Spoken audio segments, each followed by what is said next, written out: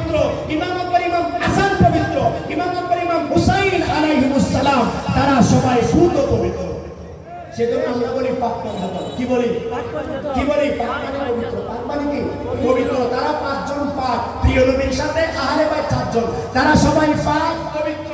এখন আপনারা বলেন, কেউ যদি মাওলা আলীকে বলে অপবিত্র, কেউ যদি বলে মাওলা আলী মদ খাইছে, তার ঈমান আছে? আমার সাথে কথা বলে, তার ঈমান আছে? যদি বলে যে মাওলা আলী মদ খেয়েছে, নাউজুবিল্লাহ, মাওলা আলী কি মদ খাইতে পারে? কি বলেন? উমর রাদিয়াল্লাহু তিনি কোনদিন মদ টাচ করে নাই। আবু বকর সিদ্দিক রাদিয়াল্লাহু তিনি মদ টাচ করে নাই। উসমান বিন নুরান রাদিয়াল্লাহু তাআলা তিনি মদ টাচ করলেন না।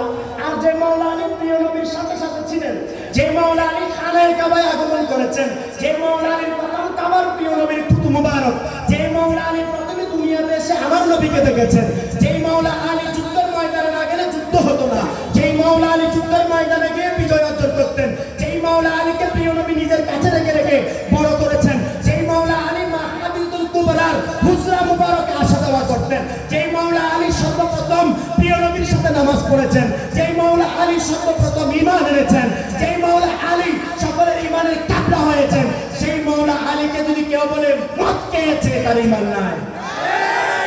আছে? অতএব আহলে বাইতের প্রেম ছাড়া কোনো উপায় নাই। আহলে বাইতকে ভালোবাসতে হবে। আহলে বাইতের পক্ষে যারা, আমরা তাদের পক্ষে, ঠিক কি না? আহলে বাইতের দুশমন যারা, তাদের পক্ষে আমরা নাই। বলেন, তাদের পক্ষে আমরা নাই। আহলে বাইতের দুশমনি যারা করেছে, তাদের সাথে আমাদের কোনো সম্পর্ক নাই। আমরা সকল মাকবুল সাহাবীদের গোলামের গোলামের গোলাম, ঠিক কি না? আপনারা অনেক আবার সাহাবীদেরকে গালি দেন, আছে কি নাই? সাহাবী বিদ্বেষী আছে কি নাই? সাহাবায়ে কেরামকে গালি দেয়। কিন্তু আমরা সকল প্রিয় নবীর পক্ষে, আহলে বাইতের পক্ষে যারা সাহাবী, আমরা তাদের গোলামের গোলামের গোলাম। সুবহানাল্লাহ বলেন না? কিন্তু যারা সাহাবী হত্যা করেছে, সাহাবীদেরকে বিষ দিয়ে হত্যা করেছে, আহলে বাইতকে বিষ দিয়ে হত্যা করেছে, আহলে বাইতের বিরুদ্ধে যুদ্ধ করেছে, আহলে বাইতকে কষ্ট দিয়েছে, জুমার খুতবায় আহলে বাইতের শানে গালির প্রচলন করেছে, এবং আহলে বাইতকে হত্যা করার জন্য কাফেরদের পক্ষে বায়াত দিয়েছে, আমরা তাদের পক্ষে যেতে পারি?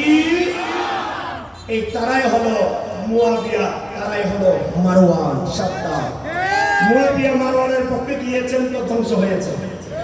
এবার এটা নিয়ে যদি কেউ আমি গুনাহগারের সাথে বহস করতে চান, আমার সামনে কিতাব, হাদিসের কিতাব আছে, আমি বহস করতে প্রস্তুত। মাহফিলে না, আলাদা করে করবেন, সমস্যা নাই। কয়টা হাদিস আমার থেকে নিতে চান, আমি আপনাদেরকে দেব আমার মুর্শিদের সৎকার। আমি ধ্যানের মোকাবেলা করতে রাজি আছি। আপনারা কি আমার জন্য দোয়া করবেন?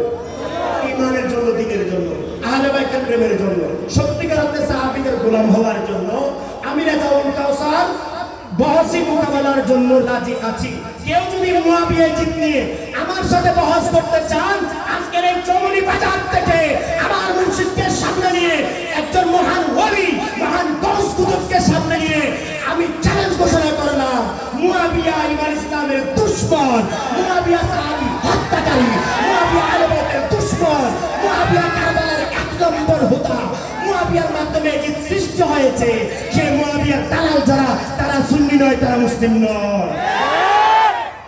স্পষ্ট আপনাদেরকে বললাম, যদি কারো এই বিষয়ে জানতে চান, আমি কিতাব লিখেছি, কিতাব নিবেন, বহস করতে চাইলে বহস করবেন, মানুষকে ধোঁকা দিবেন না, মানুষের ঈমান নষ্ট করবেন না। 2 পাতা 3 পাতা পৃষ্ঠা পড়ে, 2-4টা হাদিস পড়ে, হাদিসের 1 পাতা 2 পাতা পড়ে আপনি আলেম দাবি করে মানুষের ঈমান নষ্ট করছেন। আমি গুনাহগার, প্রত্যেকটা হাদিসের কিতাবের পাতায় পাতায় চেক করেছি। ঢাকা বিশ্ববিদ্যালয়ে আমি এটার উপরে এখন এমফিল, পিএইচডি করব ইনশাআল্লাহ রাসূলুল কারীম। কারো যদি এই বিষয়ে গবেষণার প্রয়োজন হয়, জানার প্রয়োজন হয়, আমার সাথে যোগাযোগ করবেন, নাম্বার পূর্বে দিয়েছি, আপনারা যোগাযোগ করবেন। এবং আশেপাশে যত আলেম ওলামা আছে, যত খতিব ইমাম আছে, যত মুয়াজ্জিন আছে, যত এলাকার মাতবর সরদার আছেন, সবাইকে বলছি, আহলে বাইতের 1 নম্বর শত্রু মুয়াবিয়া। আহলে বাইতকে খুন করেছে মুয়াবিয়া, ইমাম হাসানকে বিষ দিয়েছে মুয়াবিয়া। মুয়াবিয়ার পক্ষে কোনো সাহাবী ছিল না, মুয়াবিয়ার পক্ষে কোনো ইমাম ছিল না, মুয়াবিয়ার পক্ষে গৌসে পাক ছিল না, মুয়াবিয়ার পক্ষে খাজা বাবা ছিল না, মুয়াবিয়ার পক্ষে কোনো ওলি ছিল না। আপনারা যারা না বুঝে দালালি করেন, আপনারা এখনো সেই পর্বে এখনো পৌঁছাতে পারেন নাই, আসেন বসেন আলোচনা করি। মাহফিলে সবকিছু বলা সম্ভব নয়, সময় নষ্ট হচ্ছে। আল্লাহ আমাদের সবাইকে ঈমানের সহিত দ্বারা আসার তৌফিক দান করুক, আমিন। আমরা সবাই আহলে সুন্নাত ওয়াল জামাতের পক্ষে থাকতে রাজি আছি কিনা? আহলে সুন্নাতকে বুঝতে হলে, সুন্নিয়তকে বুঝতে হলে, ইসলামকে বুঝতে হলে এই যুগে বিশ্ব সুন্নি আন্দোলন ছাড়া কোনো পথ থাকলে দেখেন আমরাও যাবো, থাকলে দেখেন আমরাও যাবো। আর যদি সমাজ সমানতা করতে চান, আমরা এই জায়গায় দাঁড়িয়ে ইনসানিয়তের অনেক স্লোগান দিয়েছি। আপনারা হয়তো আমাকে অনেকে দেখেছেন, আমি এই পথে হাঁটাচলা করি, এই পথে আমি আসা যাওয়া করি, আপনারা আমাকে দেখেছেন। এই জায়গায় দাঁড়িয়ে আপনাদেরকে ডাকেছি, আসুন মানবতার সমাজ করি, মানবিক রাষ্ট্র করি, সব মানুষকে নিয়ে একটা সুন্দর সমাজ হোক, রাষ্ট্র হোক। রাষ্ট্র একক ধর্মের নয়, রাষ্ট্র একক গোষ্ঠীর নয়, একক ধর্মের রাষ্ট্র এটা ইসলামের শিক্ষা নয়। ইসলামকে জয় করা, একক ধর্মের রাষ্ট্র করা সেটা নিজেদের মতবাদকে প্রতিষ্ঠা করা। অতএব রাষ্ট্র হবে সর্বজনীন, রাষ্ট্র হবে মানবতার। সব মানুষ বসবাস করবে রাষ্ট্রে, কেউ কাউকে মারবে না, কেউ কাউকে আঘাত করবে না, সবার বিশ্বাস মত পথ নিয়ে স্বাধীনভাবে চলবে। রুটি সম্পদে সবাই সমান অধিকার থাকবে। এটাই হবে ইসলামের রাষ্ট্র, এটাই হবে মানবতার রাষ্ট্র, এটাই আল্লাহর দেওয়া রাষ্ট্র, এটাই প্রিয় নবীর দেওয়া রাষ্ট্র, এটাই ওলি আল্লাহর দেওয়া রাষ্ট্র। এই রাষ্ট্রের জন্য খাজা বাবা আসছেন, এই রাষ্ট্রের জন্য শাহজালাল আসছেন, এই রাষ্ট্রের জন্য শাহপুরান আসছেন, এই রাষ্ট্রের জন্য মাইজবান্ডার আসছেন, এই রাষ্ট্রের জন্য শাহ আসছেন। ওলি আল্লাহরা চেয়েছেন আমরা মানুষ হই, মানবতার সমাজ কায়েম করি, কিন্তু আমরা সেখান থেকে অনেক দূরে। আমরা মুসলমান দাবি করে মানবতার দুশ্মন, আমরা মানুষ দাবি করে মানবতার দুশ্মন।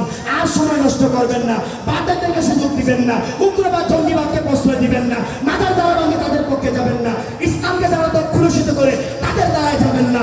ইসলামকে বাঁচাতে হলে, দেশকে বাঁচাতে হলে, ঈমানকে বাঁচাতে হলে, নিজেকে বাঁচাতে হলে, রাষ্ট্রকে বাঁচাতে হলে, প্রতিষ্ঠানকে বাঁচাতে হলে, বাজার বাঁচাতে হলে আপনাকে আমাকে মানবতার রাষ্ট্র করতে হবে। ইনসানিয়তের রাষ্ট্র কারা কারা চান হাত তুলে বলেন।